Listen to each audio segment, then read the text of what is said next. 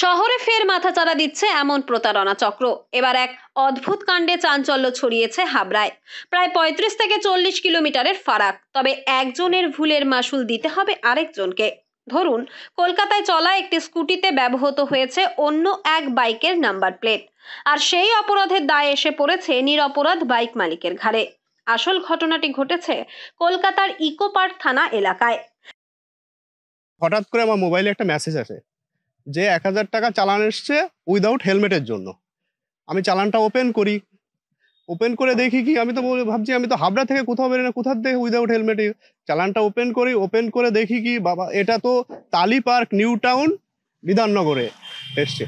আমি আর ওই চালানে যে ফটোটা থাকে এটা স্কুটির ফটো। আমার তো স্কুটিটা, আমারটা একটা ইসের বাইক, হিরোর এইচএফ ডিলাক্সের বাইক, আর ওই ফটোটায় অন্য একটা ছেলের চেহারা। তা আমি জীবনে কোনোদিন, আমার গাড়িটা কেনার পর আমি জীবনে কোনোদিন এখান থেকে অশোকনগর অবধি আমি যাইনি।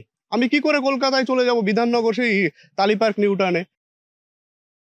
কয়েকদিন আগে ইকো পার্ক ট্রাফিক গার্ডের এক সার্জেন্ট আইন ভঙ্গের অভিযোগে এক স্কুটি চালককে জরিমানা করেন, কিন্তু সেই জরিমানা না দেওয়ায় সরকারি তরফে ফাইন নোটিশ পাঠানো হয় গাড়ির মালিকের নামে।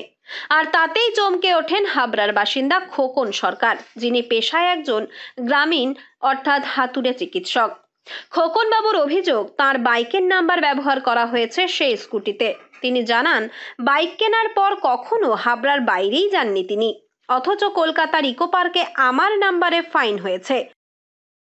হাবড়া থানায় যাই, হাবড়া থানায় গিয়ে তখন হাবড়া থানায় কথা বললে ওরা ট্রাফিক ডিপার্টমেন্টে কথা বলি, ওরা বলছে দেখুন চালানের নিচে কার নাম্বার আছে, কার সই আছে, নিশ্চয়ই কোনো ট্রাফিক সার্জেন্টের সই থাকবে।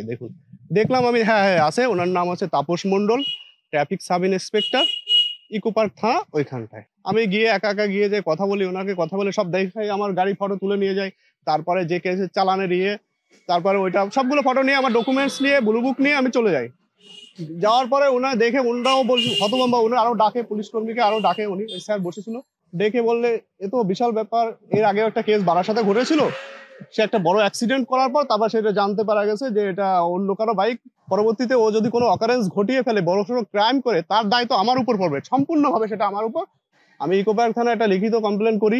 মনে হচ্ছে গাড়িটা কোনো ক্রাইম করার উদ্দেশ্যে এরকম করেছে, নিশ্চয়ই কোনো ক্রিমিনাল হতে পারে, সেই উদ্দেশ্যে ব্যবহার করছে। আমি চাই সঠিকভাবে তদন্ত হোক, তাকে ধরা পড়ুক, এবং আমার যাতে আমার চ্যানেলটা রিমুভ হয়, আমি এর থেকে পরিত্রাণ চাচ্ছি।